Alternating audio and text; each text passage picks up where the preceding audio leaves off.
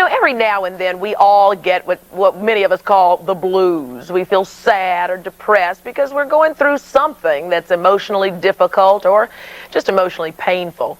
A death in the family might be, or a relationship breaks up, or maybe your kid is having problems in school. Whatever it is, all of us at some time or another feel a little low. But as time goes by, if you're still asking yourself, why don't I ever feel happy? Then you may be suffering from depression. On today's show, we're going to find out what depression is, how to overcome it, and we're going to meet a woman who, after coming to grips with her own severe depression, discovered that her preteen daughter was also suffering from the same illness. We're also going to talk with a woman who became addicted to alcohol and drugs, all in an attempt to deal with her depressive episodes. And when all other therapies fail, some say that electroshock therapy is something to use. It's become a popular treatment. In fact, some have had miraculous results, but others have said that it has ruined their lives. But for the majority of women, our bouts with depression are not severe enough to require anything so drastic. Often the symptoms are so mild or so short-lived that we never even seek help. We don't even talk about it. In fact, we try to work through it on our own. I know all of you soap opera fans may remember actress Ellen Holly, who for 17 years played Carla Hall in the soap opera One Life to Live. It is never all over when you've been married to somebody. I'm talking about now. I'm talking about us. The crisis we are facing. And the one you want to run from, huh?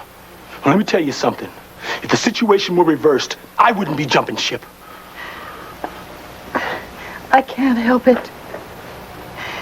I'm not any good to you the way I am now. I'm only making you feel worse instead of better. And I'm sorry about that, but I really can't help it. My feelings are my feelings. Like many women, Ellen had her own personal tragedies that brought on emotional confusion and bouts of depression as she tried to deal in real life with her feelings. Ellen recently wrote her life story in her book, One Life, the autobiography of an African-American actress. Please welcome Miss Ellen Holly. Thank you. Particular clip, you were depressed and saying that my feelings are my feelings, and obviously going through some emotional trauma. You were going through a lot of that in real life too. Yes, I have from time to time suffered very severe depressions, but there was always a reason for them. They always surrounded some unbearable loss of some kind, the death of people in my family. And a couple of times when men I cared about went walking off in the sunset with somebody else. Honey, I think a lot of women can relate to that. In your book, though, and a lot of women went, yes, out there. I know. I think that's when a lot of women do get depressed in relationships. Yes. In your book, you speak very honestly about some of the relationships that you've had with some well-known men, i.e. Harry Belafonte. Yes. And was that, I take it, well, that was a breakup that certainly plunged you into depression. Well, the problem with that was somebody that I loved very, very much, but I was not able to act on my feelings because he was a married man with children, and so I felt that I couldn't even be anything but a friend. And there was a very strong mutual attraction, but I thought that was absolutely taboo, so I pulled myself out of his life. And a little bit further down the road, I mean, I would have nothing to do with any kind of, I didn't even kiss him, although I considered him the great love of my life. I didn't even kiss him. And a couple of years down the line, another lady came along who saw things a little bit differently, and he divorced his first wife, and he married her. And the problem is, when you give up your feelings, your own feelings, in order to protect another woman's marriage, you have made a profound investment in that marriage. So when that marriage broke up anyway, and when those children lost their father anyway, I felt like I had given up my own life for nothing. Because he didn't choose you. not because he didn't choose me, he didn't have the chance to choose me. So you got depressed because of life choices? I got depressed because I had given up my own feelings in order to preserve another woman's marriage, and then her marriage collapsed. So I felt I had given up my own life for nothing. How did you display that deep depression? I mean, did you ever get to a point where you considered taking your life? No, one of the depressions that I was also was very, very severe was many years later when I lost a job. We can go into that, not just a job, but the job of my career, that one life that we have all been talking about. In both cases, I got myself out of my depression by writing. And I would suggest it to absolutely anybody. You have one story inside of you, everybody, and that is the story of your life. And in the course of writing the story of your life, the most extraordinary things happen. All of the things that you have internalized and that make you depressed, as you pull them out of your body and put them here in the forefront of your brain in order to clarify them and organize them and analyze them so that you can put them down on a piece of paper, in the act of processing all of those feelings, just like anything that's processed, whether it's food or whether it is an experience, it becomes transformed. And all of the things that have been in here and have caused so much pain and corroded your insides and all of this stuff, just like a spider pulling all the gooey stuff out of them in order to spin this remarkable web, or an oyster that somebody is, the irritant of a grain of sand is put there and he started to coat it and coat it and coat it and turn it into a pearl. All of the things you have experienced that you cannot handle, as you begin to process them in this fashion, they become transformed. It's almost like alchemy. It's almost like turning brass into gold. Let's talk about that, because I don't think people really realize what you went through the day that you were fired from One Life to Live after 17 years, a glorious career, and the way it was done. Let's talk about that, because I think that would plunge just about anybody into some deep depression. We're going to talk more with Ellen Holly, and we're going to meet some other women who have suffered with varying degrees of depression, maybe like some of you watching. So if you haven't been feeling very happy lately and you wonder if you may be depressed, stay tuned as we talk about depression and how to overcome it on today's Rolonda. We'll be right back.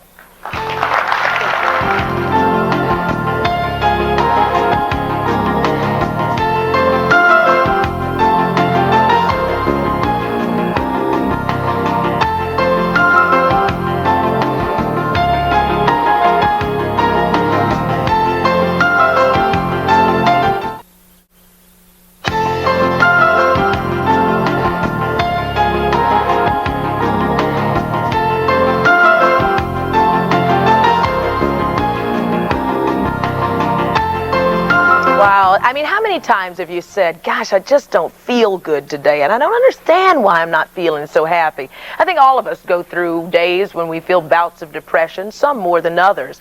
We've been talking with actress Ellen Holly, who led such a glamorous life on One Life to Live, but like many of us, she too has had bouts of depression brought on by personal tragedies.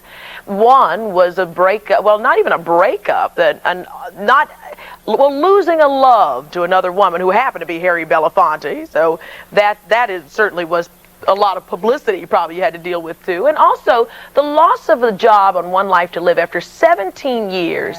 One day you say suddenly, boom, you were fired. What happened? Well, I came to the soap from 16 years in the theater that had been thrilling.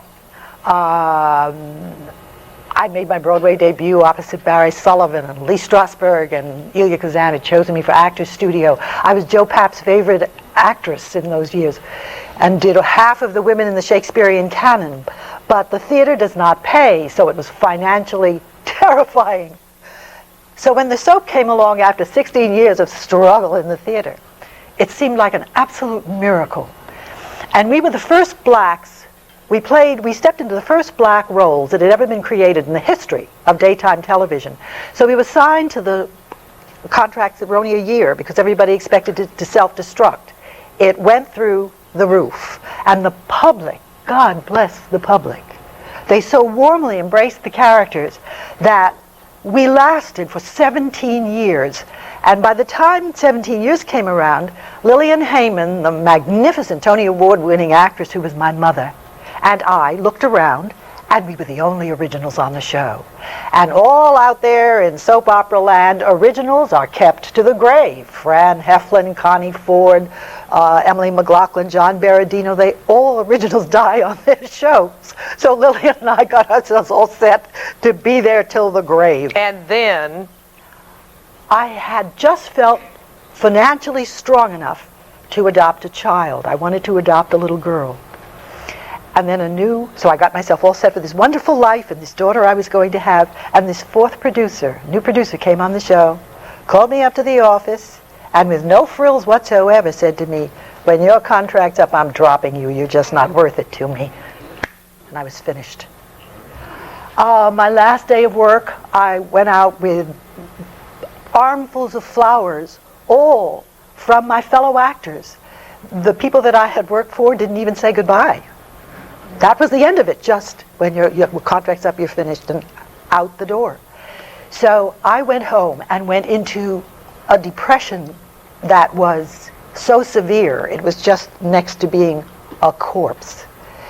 But something about my actress's intuition told me that what was happening was healthy, because I was processing so many emotions. I was processing panic, because I knew I was staring financial penury in the face, rage at the barbarity with which I had been fired. I experienced it as a kind of the death of the daughter. I felt like I lost a daughter, and I experienced it like a death. And I understand that you laid in the bed for 1 year depressed. And did nothing. We have two Ask incredible experts nothing on depression. of myself. There have to be experts on depression, I guess, for women and men who go through these types of life tragedies. They're here to help us understand what depression is, how to deal with it. I'd like you to meet health writer and educator Judith Sachs, and author of the book Nature's Prozac. She's going to give us some natural remedies and alternatives to help break the bonds of depression. Also joining us is Dr. Dimitri Papoulas, and he is the author of the book Overcoming Depression. And Dr. Papoulas is a psychiatrist who has treated depression. What is depression? Is there a difference between being very, very sad and being depressed? Yes, Rolonda, there is a difference. There's a great difference. Most of us go through periods of time during our lives where we're sad for a day or two, often in response to the usual losses that occur during our lives. But some people who are more predisposed to developing clinical depressions have more of a response, particularly to losses, separations. Basically, there's a set of symptoms that develop that can last for as long as a year or more. But the clinical depression is really defined as having a period of 2 weeks where you are sad or irritable in terms of your mood, where there's a change in your sleep cycle, where there's insomnia, or what's called hypersomnia, sleeping too much, not being able to get up out of bed in the morning. There is often an appetite change where you lose your appetite and lose weight, or you increase your appetite and develop a craving for sweets or carbohydrates and gain weight. Often during those periods of depression, there is a dramatic decrease in concentration and energy and a loss of motivation to do things. The cardinal symptom of depression, though, is what's called anhedonia. And that symptom basically means a loss of interest in things that would ordinarily give you interest. You just can't, feel pleasure about anything, and you can't imagine that there will ever be a time in your life that you will feel pleasure again. How do you know when you have gotten to severe depression? Is that when it goes beyond 2 weeks? Well, that's the current definition. I mean, that's somewhat arbitrary, but if it goes for 2 weeks and you have that group of symptoms together, then you can start thinking about seeing somebody that can evaluate you and help you with the depression. So therapy is one way, but Dr. Sachs, when we come back, is going to tell us about some natural remedies. We're also going to meet a woman who, after coming to grips with her own severe depression, suddenly discovered if her preteen daughter was also clinically depressed as well, and even having suicidal thoughts. So it can run in families. How do we get out? We'll find that out from you, Dr. Sachs, when we come back. We'll be right back in a minute.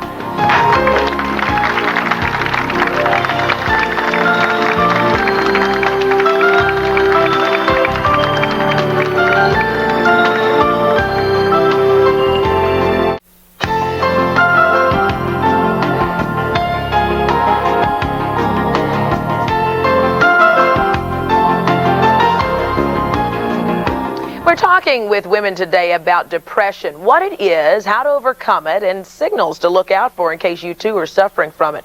Judith, I graduated you to doctor, and I realize now that you are not a doctor, but you have also studied some natural remedies to getting over depression. And before we talk about that, let me bring in a couple of other folks who have dealt with depression in their family, mother-daughter style, 2 generations, if you will. Most of us have experienced a mild depression that may last a few weeks, but there are millions of women who live in a permanent state of severe depression, and the majority, like 75%, go untreated. Leslie GARIS is a freelance writer. She's well known for her New York Times Magazine profiles.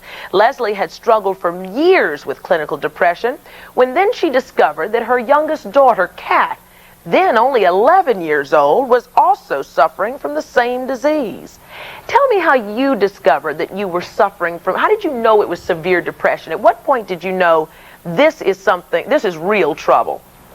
Well, I think that I'm someone who, as I was growing up and in college and first working, I always had a lot of energy. I was very motivated, very goal-oriented, and I gradually began to just, I suppose I might say, I began to sort of fade in a strange way. I had less energy, but it came on so slowly over such a long period of time that it took me a very long time. What happens is I think that you get used to one level, and then you get to another level, and you see it in comparison with your previous level, but not in comparison with the energetic, happy person that you used to be. You kind of forget that happened. And I was really ill extremely ill over a period of about 10 years. And one day, and I was in psychotherapy with a wonderful man, but who was not a doctor. He was a PhD, and he was wonderful. And there were a lot of reasons why I could have been depressed, I suppose, from a Freudian point of view. We went through my childhood, and I thought, well, I'm beginning to understand things, and I did understand a lot, and I think that he certainly helped me.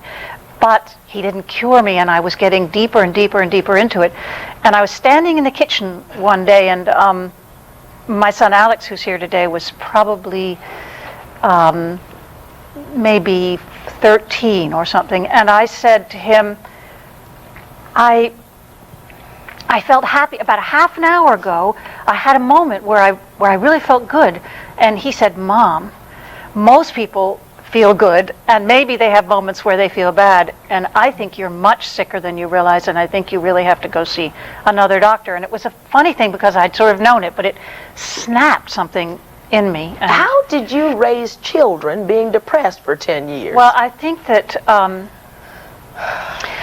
had a rather large life when I began to be depressed, which is to say, I went out a lot, I worked, I had a wonderful relationship with my husband, which, by the way, stayed, and I'm still happily married, but, and I had children. And what happened was that gradually everything got smaller and smaller and smaller and smaller. And what I was finally able to do was get my children off to school, get the laundry done, and see about dinner. That was about it. I finally got so I couldn't even answer the phone or go to the mailbox.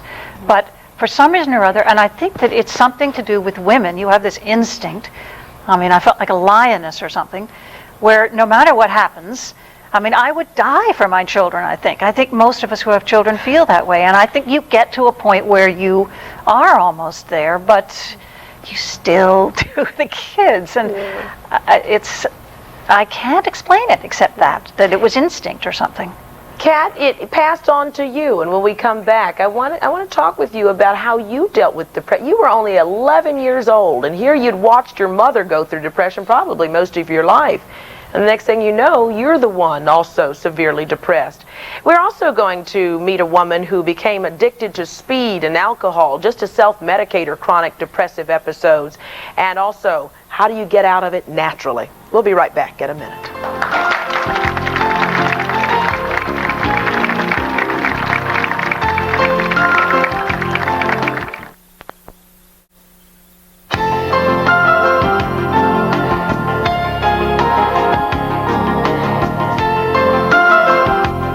We're talking about women in depression today. We were just talking with Leslie GARIS and her 15-year-old daughter, Kat. Both suffer from clinical depression.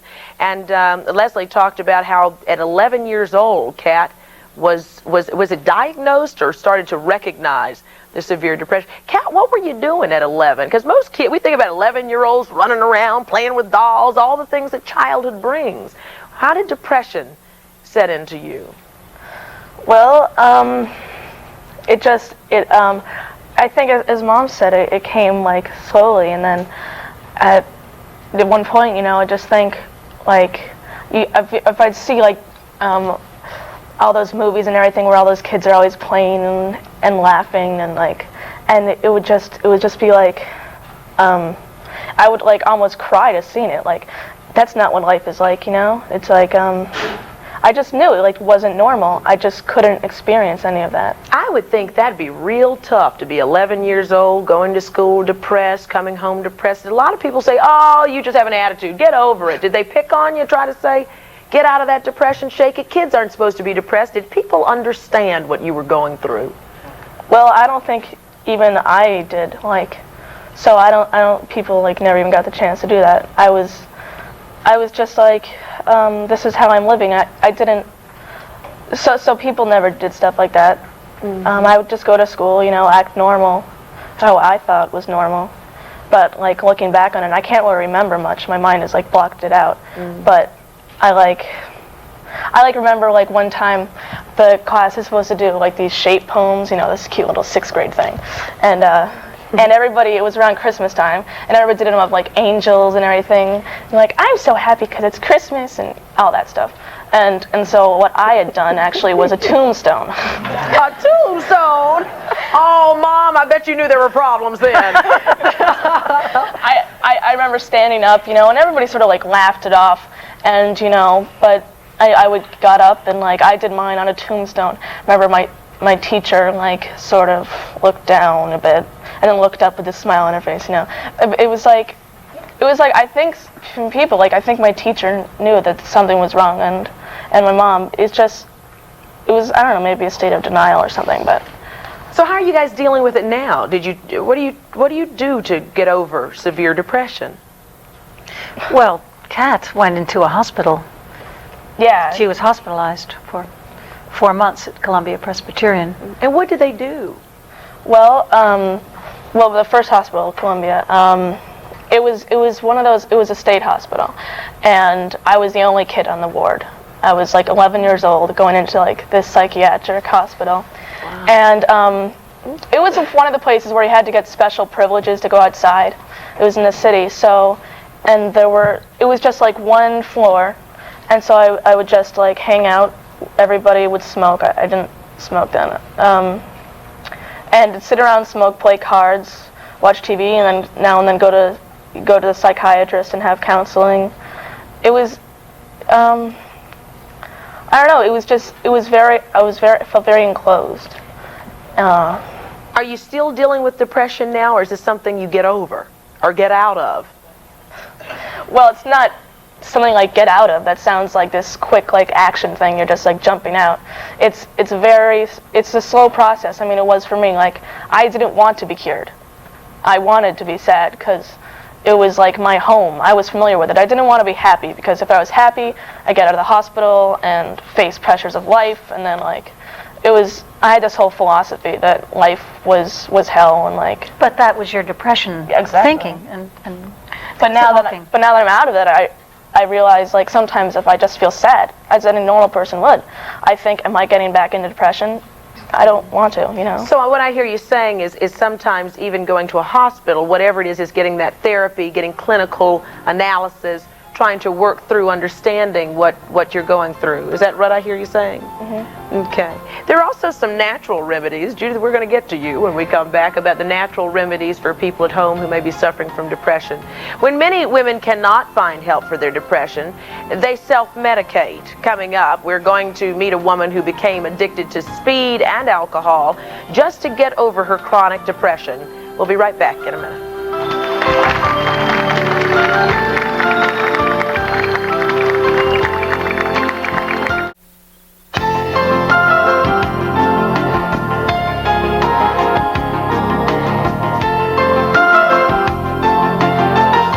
Judith and Kat were telling us during the break that not only going into clinical therapy, but also taking medication helped them overcome their severe depression. Judith, there are also other ways, very natural ways, you say, to overcome depression. What would you suggest? Well, first of all, if you're in a clinical depression, these natural methods are really not going to make enough of a boost. So sometimes people need to take a short course of some sort of antidepressant or mood-altering drug, and at the same time perhaps begin something like learning how to meditate, learning how to breathe, learning how to use food. There are various different foods that affect the production of serotonin in the brain. Not in the enormous way that Prozac will regulate it, but it can make a difference when you start exercising, when you start perhaps doing yoga or Tai Chi, to know that you're taking control. Because I think this is what we've heard from Ellen and from Kat and Leslie. A depression makes you feel like you've lost every bit of control that you ever had. Your seesaw, which used to sort of balance a little bit from good to bad, good days, good hours, bad hours, suddenly it's always on the bad side. And doing a lot of these various natural things can really make you feel like you have the motivation and commitment to do this. You may need some medication at the beginning, however. You also mentioned herbs. Is that, what type of herbs would help you? Well, St. John's wort is the one that has been actually clinically tested. It's not, on the market as a drug. It is an herb, which means that it works very slowly. It works systemically, and it may take a period of months. Our society really goes for the quick fix. We really want to put a pill in our mouth and have it work immediately. That's not what St. John's wort or motherwort or Pasquay flower or any of these wonderful herbs will do. And by the way, if you are currently on a medication like Prozac or Wellbutrin or Paxil, you can begin taking herbs as long as there's a period of 5 hours in between taking the medication and the herb. I want you to meet Marjory Dougherty and her husband Joseph. They're from Pittman, New Jersey. Marge suffers from depression, and she also has another form of depression that is more difficult to diagnose and often more difficult to control. Marge is manic depressive. The symptoms include extreme mood swings, from extreme highs where you can experience grandiose but unrealistic plans and ideas to a phase of extreme depression. The cycle repeats over and over again. Oh boy, how do you deal with this day to day, and how bad has it gotten? Well, day to day I take medication. I see a psychiatrist and a therapist who help me through it. I have the support of my husband to help me through it. That's the day to day, I think Joseph, you're a strong man in love with your wife, because there are a lot of folks I would bet wouldn't stay in a relationship where one person is manic depressive. I'm sure it can break up relationships, but I think the reason they break up is the partner doesn't take the time to learn about the illness. Once you learn about the illness, you understand that the person isn't doing something on purpose, and that their behaviors that you might take personal aren't really meant personally. Like what?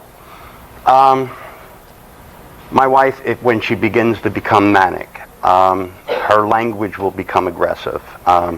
She'll pick at family members.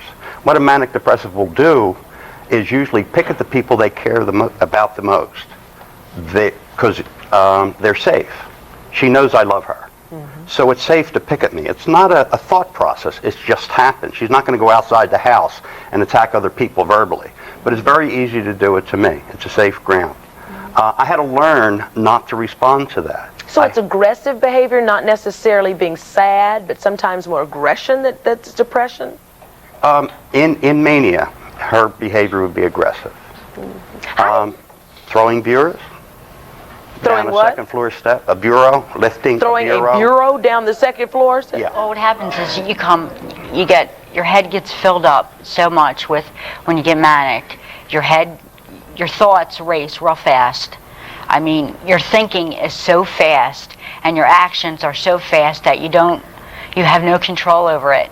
And I picked up a dresser all by myself and threw it down my steps because I was angry. My strength is just unbearable. I mean, when I get manic. I mean, I can move furniture. One day, my husband came home and I was in a manic state. I moved all the furniture around in every room in the house in one day by the time he got home from work. And he was like, so sometimes he has no idea what he's coming home to. But see, when I get manic and I get into those episodes, I crash and then there goes the depression. And the depression can be sitting on the sofa for days and days or weeks at a time, not eating, not sleeping, not doing anything, feeling hopeless, feeling like I want to die, I just want to go to sleep and not wake up. So it's like an up and down thing. But the proof that you're sitting here, that all of you, says that there's hope for anyone who is going through this depression. In families as well, especially people who are trying to understand what their loved ones are going through. When we come back, we're going to talk about electroshock therapy. In severe cases of depression, when all else fails, sometimes electric shock has been moved in as a popular treatment. We're going to talk with someone who believes it works miracles and a woman who says it does not. She says it's ruined her life. We'll continue our talk about depression right after this.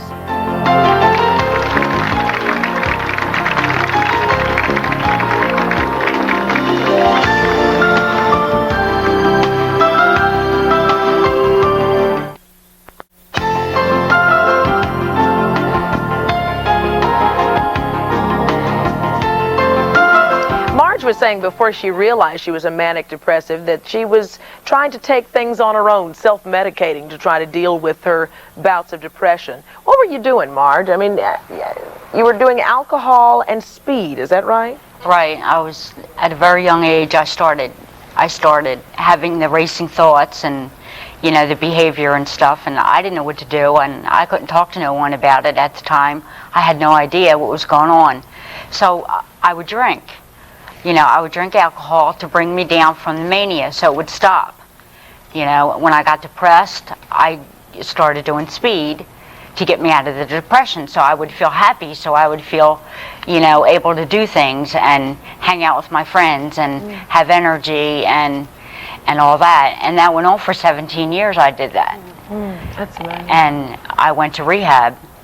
And when I got out of rehab, I was thinking about suicide. And I was taken to a doctor who finally diagnosed me as manic depressive. And it all came together, the addiction and self-medicating myself and, that there was an illness, when I was 13 or 14 years old that wasn't, that no one knew about. For years, electroshock therapy had a frightening stigma around it. Many of us remember Jack Nicholson and One Flew Over the Cuckoo's Nest. Well, that image is quickly changing. Electroshock has become very popular in treating severe cases of depression when all other therapies have failed. I want you to meet Linda Andre. Linda was suffering from severe depression, underwent electroshock therapy. You say you have regrets because of the therapy. Well, I think it's important to say, first of all, that the only thing that's changed since One Flew Over the Cuckoo's Nest is that more electricity is used now. Doctors like to claim that less electricity is used, but the machines, as they're designed now, actually put out more electricity than those of the 50s or 60s or of the 70s. So that is a myth. It's a very popular myth. It's a press, basically a press campaign to sell shock, but it is not true. What did it do to you? I had shock in the mid-'80s. I was lied to, as all people are. I was told that my memory would come back. What happens with shock treatment is that you always get memory loss. Everyone gets memory loss. How much of your memory have you lost? I lost about 5 years of my memory that I don't even know anything that happened, including after the shock treatment as well as before the shock treatment, including jobs and college and a lot of my life that I would never willingly have given up had I known that there was even a chance that this could happen, let alone a certainty that it would happen. But I wasn't told, like everybody who gets shock treatment. In fact, doctors mislead people all the time about this. So can you sue them or something? What kind of repercussions can you have for someone who took what are the most precious things of life, your memories? Well, it's difficult to sue when you're a mental patient, you know, and one of the things I've been seeing on the show is that, you know, treatment is being seen as something benign, and it's not always benign. There are costs to identifying yourself as diseased or mentally ill if that's how you choose to look at what's going on with you. And one of the costs is the stigma that follows you the rest of your life. So treatment is not just, you know, a happy ending, a good outcome. Even if it's successful, there's a high cost to seeing yourself that way and to being seen that way. And that was one of the reasons why I wasn't able to succeed in a lawsuit, why no one has yet, because of the stigma. I think people should realize that the cure is sometimes worse than the symptoms. There are worse things than being depressed, and one of them was losing my memory, losing myself, not being ever able to go back to work, losing my friends, losing my family. Well, that would make you even more depressed, yes, I would think. Yes, it would. And the only thing that saved me afterwards was that I was so angry about what happened to me that I took that anger and I put it to use. I formed a group for people who have had shock treatment called Committee for Truth in Psychiatry, and we fight to have people informed about it. When we come back, we're going to talk about what you can do, whether you're feeling a little blue or think you might be severely depressed. What do you do? Where do you turn? We'll talk about that after this.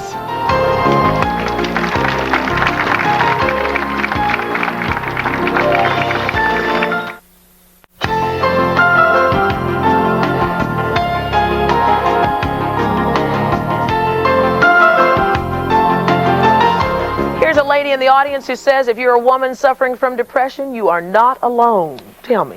Well, this is true. There are thousands of groups across the United States that really meet and offer people support, both people who have depression, people who have manic depression, their friends and their families, and these are life-saving groups, and people need to know that they exist and they're out there, and it's just another form as an adjunct to treatment. It's not a substitute, but it is something that's out there for them. Okay, thank you.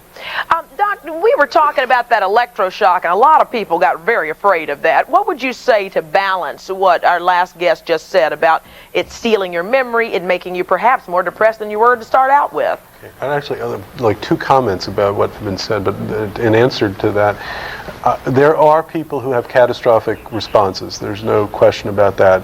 As far as is known, it's very infrequent. Everybody does have memory problems that has ECT, and that's been studied very rigorously. The memory problems are typically memory problems for the 3 weeks of experiences prior to a course of treatment and during the course of treatment. Not true at all. Okay. As I said, you know, there are people, perhaps like yourself, who've had catastrophic reactions. I set up the ECT service at Montefiore Medical Center. But that would be an extreme case, don't you think? That's an extreme case. Okay. Most people that have ECT are benefit from it. I mean, you could bring in 100 other people in here. Where are your studies? My father had desperately depressed. Because it can be hereditary depression. Absolutely. Joseph? He had a grand mal seizure, dislocated his shoulder. He was never all right after that. Joseph? I'm not trying to take sides here. It's just that I have a very good friend who actually facilitates one of those groups of people meet about depression or bipolar depression. And periodically his depression overrides his medication. He has no alternative but to go to the hospital or he's going to commit suicide. Well, that's and he goes into a series of shock treatments, and he thinks it's the best thing in the world. Yeah, well, that's why we're giving all different sprays of information here so that you can find what's best for you in dealing with depression. Yes, sir? Yeah, but Rolonda, what I don't understand is that, okay, with a batting average such as the one we're hearing here now, how is it that the psychiatric component right, could continually endorse this shock treatment when we have such low, results. We don't really have any results as opposed to using psychotropic medication. The effectiveness of ECT that has been shown in published studies is about 95%. Okay, it is the most effective treatment, not just in psychiatry, but in all of medicine. For 4 weeks. Yeah, I have a question. You talk about identifying depression in yourself. I am familiar with the signs of characteristics of somebody who is depressed. What would you say is a good, indiscreet way of maybe helping them identify that they may need some help? Good question. And what's the best way of going about doing that? Excellent question. I would say to first ask them, when you're in a discussion about, anything that's not dealing with their problems, do you remember a time when you were really happy? Do you remember something that made you feel like things were all right in the world, you had a place in the world, and other people liked you and respected you? And if the person is able to identify that time, then you say, have you felt that way lately? I mean, you may be able to allow them to think back to some time where they didn't feel this way and say, yes, there's a dramatic difference. I'm not sleeping, I'm eating badly, I have no interest in sex. There is something wrong in my life. And maybe in that way you can engage them in a conversation about what they might do about it. From the audience. They did that to me. Well, what I need to know is a severely depressed person, as far as cost, what does it run, just to have like therapy, if that, and medication, if it turns out that's all they need? Well, I went to a state hospital, which is, your insurance might cover it. The second hospital I went to, everybody was on insurance.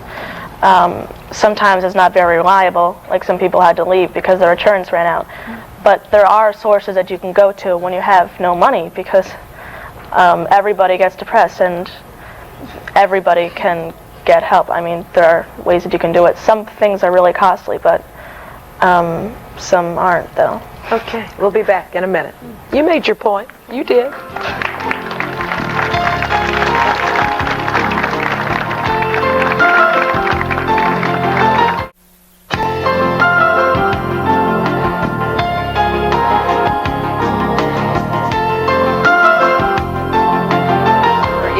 Some help. National Depressive and Manic Depressive Association. 1-800-828-3632. 1-800-828-3632 is what that is there. So jot that down in case you need some help and you have some questions. Yes, ma'am. Hi, I'm Dr. Ravella Levin, and one of the things that's been left out is that the major cause of depression is guilt. People who are depressed have much stronger sense of guilt than ordinary people do. And it just crushes you down so that all the way down, you can't even find yourself because you've got this big, fat, strong conscience really persecuting you and being very mean to you. And if you want to go into therapy, that's one of the things you would have to be working on. Dealing with your guilt feelings. Right. Thank you for bringing that up. You're welcome. That's a good point. Other questions here? Yes, ma'am. Come on. I wanted to know, by chance, if a person is very depressed, do they master depression by smiling a lot and making other people smile? I think so. I think that it's very hard to smile, though, if you're depressed. It really is. I mean, it's sort of saying, make believe that you feel okay, and then if you make believe, other people will make believe with you, and if you do it long enough, maybe it'll work. I think it's a very weak substitute, though, for a lot of the other more natural things you could do. I want to thank you so much, and like we said, call that number if you're suffering from depression, and we hope you learned something a bit today. You might be able to lend a hand to somebody else who's not feeling happy. We'll see you the next time on Rolonda. Goodbye, everybody, and I'm sorry I didn't get to your question. We ran out of time.